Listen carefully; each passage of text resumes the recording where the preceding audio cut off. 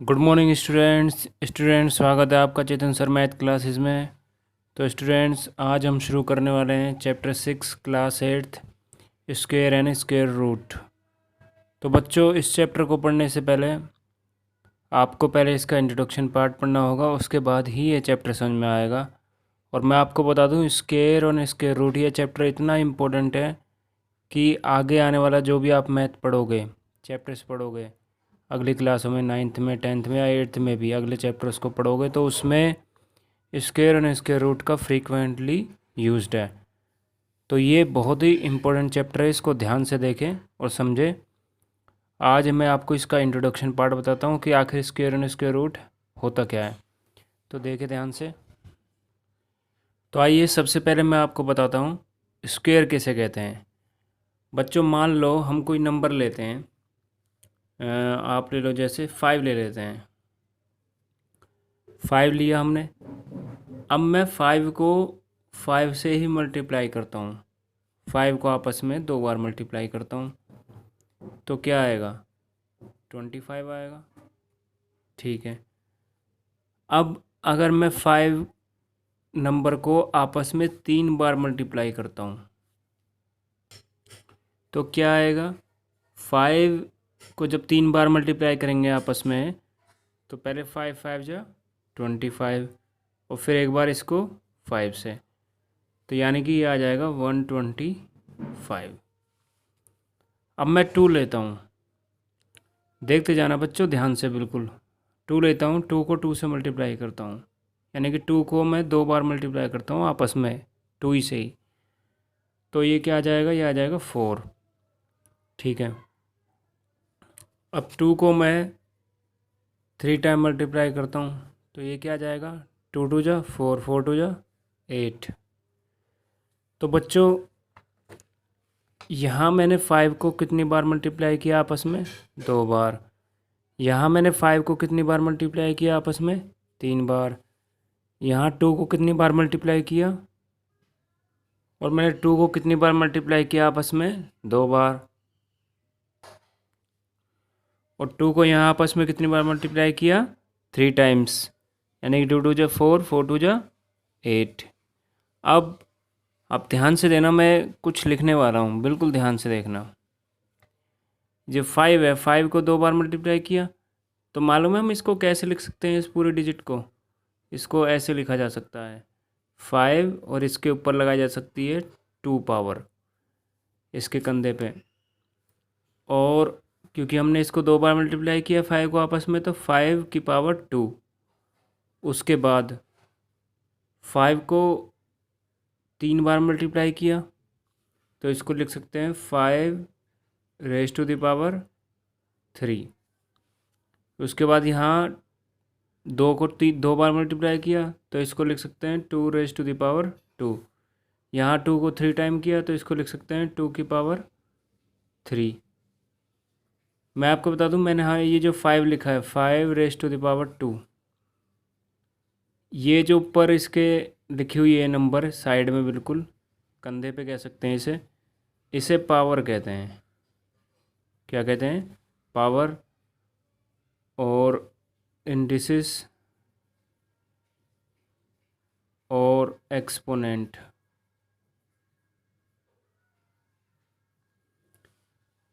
और इसको बेस कहते हैं जिसकी ये पावर होती है, यानी कि 5 है, 5 की पावर है तो इसे क्या कहेंगे, बेस। क्या कहेंगे, बेस। अब आपको ध्यान से देखना है कि मैंने यहाँ 5 की पावर 2 लिखा और यहाँ 5 की पावर 3 लिखा, यहाँ 2 की पावर 2 लिखा है, 2 की पावर 3 लिखा। तो बच्चों किसी की भी पावर 2,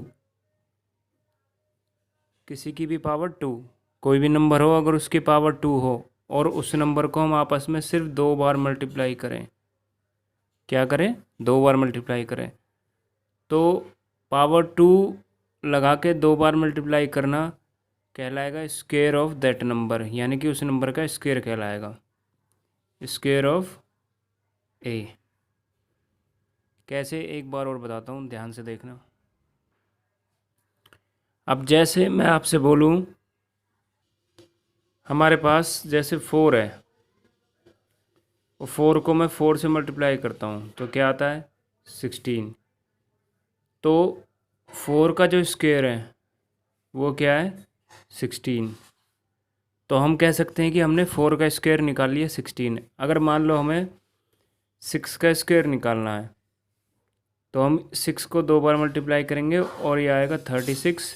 तो हम कह सकते हैं ये 6 का स्क्वायर क्या है 36, यानी कि जो पावर 2 है इसका मतलब है कि हम किसी नंबर का स्क्वायर निकाल रहे हैं।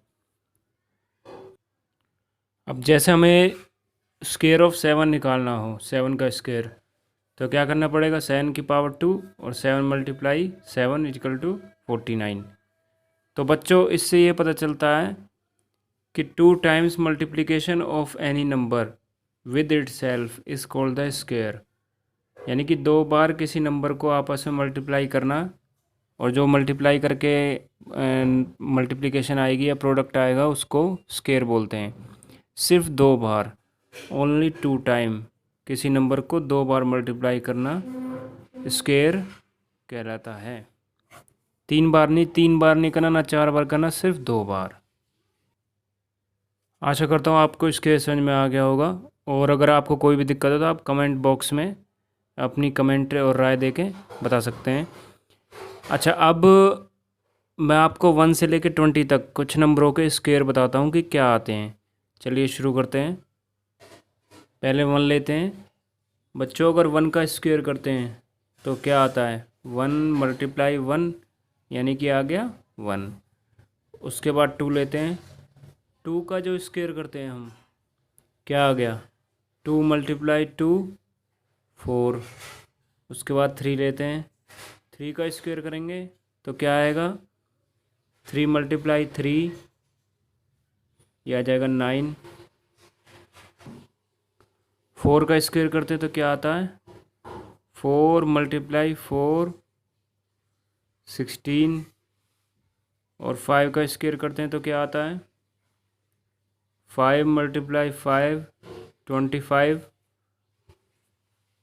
और अगर 6 का स्क्वायर करेंगे तो क्या आएगा 6 मल्टीप्लाई 6 36। 7 का स्क्वायर 7 मल्टीप्लाई 7 49। 8 का स्क्वायर 8 मल्टीप्लाई 8 64। आप देख सकते हैं मैंने ये 8 का स्क्वायर, 9 का स्क्वायर, 10 का स्क्वायर, 11 का स्क्वायर, 12 का स्क्वायर, 13 का स्क्वायर, 14 का स्क्वायर, ये सारे स्क्वायर लिख दिए हैं। हमें 20 तक लिखना है, अभी 15 को और लिखता हूँ। तो बच्चों ये मैंने 15 का स्क्वायर 225, 16 का स्क्वायर 256, 17 का स्क्वायर 289, 18 का स्क्वायर 324, 19 का 361, फिर ये 20 का 400। आशा करता हूँ आपको समझ में आ गया होगा स्क्वायर। अगर आपको ये स्क्वायर समझ में आ गया तो स्क्वायर रूट डेफिनेटली अब समझ में आने वाला है। अब आप ध्यान से देखें, मैं स्क्वायर रूट बताने वाला हूँ बहुत ही इजी वे में। तो बच्चों ध्यान से देखना स्क्वायर रूट क्या होता है। अभी मैंने आपके सामने 1 से लेकर 20 तक स्क्वायर लिखे सारे नंबरों के। चलिए इनमें से एक को पकड़ लेते हैं। हम पकड़ लेते हैं 8 को। 8 का स्क्वायर क्या होता है 64 होता है।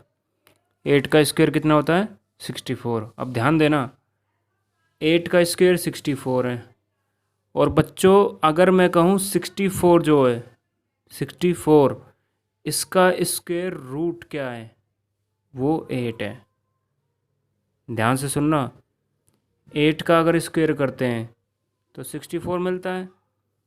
लेकिन अगर मैं 64 के लिए बात करूं तो 64 का जो स्क्वायर रूट कहलाएगा वो 8 कहलाएगा। यानी मान लो मैं 81 लेता हूं। अब 81 के लिए मुझे कोई एक ऐसा नंबर चाहिए, ध्यान से सुनना, 81 के लिए मुझे कोई ऐसा नंबर चाहिए जिसको उस नंबर को उसी से मल्टीप्लाई करके 81 आ जाए। अब मेरे को पता है 9 आता है, 9 को अगर 9 से मल्टीप्लाई करते हैं तो क्या मिलता है 81 मिलता है। तो 81 का जो स्क्वायर रूट है वो क्या है 9। मैं क्या मानूंगा 81 का स्क्वायर रूट 9। अब एक और एग्जांपल लेता हूँ।